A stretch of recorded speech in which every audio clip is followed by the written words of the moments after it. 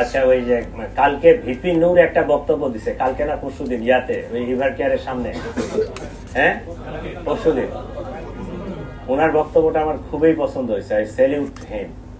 সে একজন নেতা হিসাবে বক্তব্যটা দিছে যে এখন জুলাই যোদ্ধা এক হাদি না, হাজারো লক্ষ জুলাই যোদ্ধা আছে। এই লক্ষ জুলাই যোদ্ধার ইন্ডিভিজুয়াল সিকিউরিটি নিশ্চিত করা প্রায় অসম্ভব।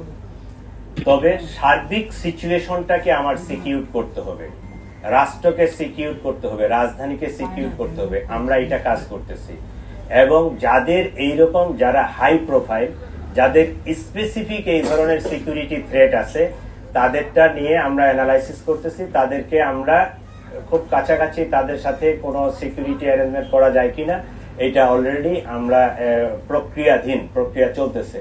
যাদেরকে আমরা ওইরকম খুব হাই থ্রেট মনে করতেছি তাদেরকে আমরা পার্সোনাল সিকিউরিটি দিব, আর ইন্ডিভিজুয়ালি এইভাবে সিকিউরিটি দেওয়া যাবে না। এটা ওভারঅল সিকিউরিটির সিস্টেমটাকে ডেভেলপ করে আমরা এই সিকিউরিটিটাকে আরো ইনহ্যান্স করার চেষ্টা করতেছি।